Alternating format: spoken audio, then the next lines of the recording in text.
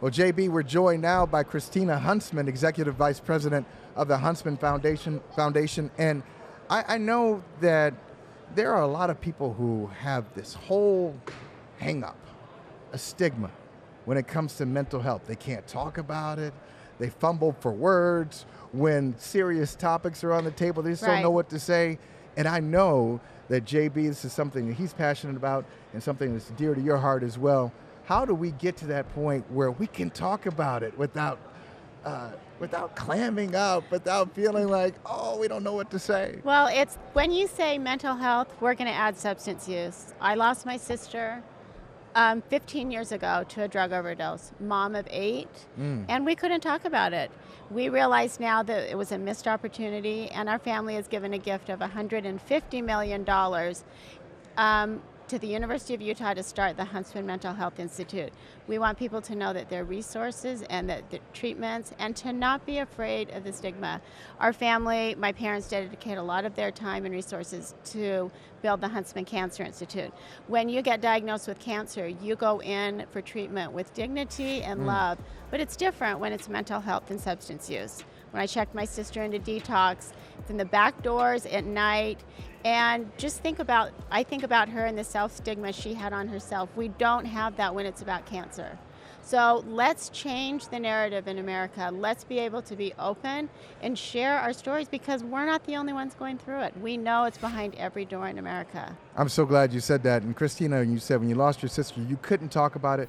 Why couldn't you talk about it? Why couldn't anyone talk about it then? Because if she had died from a brain tumor, the love and the empathy would have been different. But since it was drugs, it's why are you doing the drugs? Why? And we don't look at it. They're both brain diseases. But until we change, it's not a choice. She didn't choose to become a drug addict. Why am I here to tell her story? And so we need to take her pain into purpose. She suffered from an eating disorder and other things that, she was trying to numb the pain she was in. So let's have real conversations and get kids the treatment at an earlier age, because mental disorders usually start between the ages of 10 and 15. So let's get the kids the treatment early on before they're in crisis, and give them the tools to realize they have a beautiful brain. Whatever diagnosis you have, to not be afraid of it. And we, as a family, could not be more excited to be partnering with James Brown. Can you imagine? I can't imagine. And Christena, it's a great message. And I was going to ask you, JB, how did this become something that you felt comfortable partnering with and talking about? Because there's the cause, and then there's the part of, hey, I'm going to talk about it as well. I have always had a heart for being engaged in cause-related spaces, if you will. Domestic violence, you recall the whole Ray Rice situation, the Thursday night football game, our first on CBS, and it was right at the time of that situation, so we had to address it more from the standpoint of what can we men do, because 87% of those who perpetrated are men. Anti-Semitism, social justice. So those are the kind of things I like to pick and choose selectively to be meaningfully involved. When I thought about it after talking to Miss Christena, Monica Hawkins, my business partner who's engaged me in things, and one of her good friends, Pastor Tanja Miles, I realized it touched my family. I didn't consciously think about it. And I'm not able to talk in great detail because the family member it impacted immediately. When I brought it up to him to ask if I could talk about the details, Michael, this is about 50 years ago. He was crying uncontrollably as if it happened yesterday. And I realized how serious it is.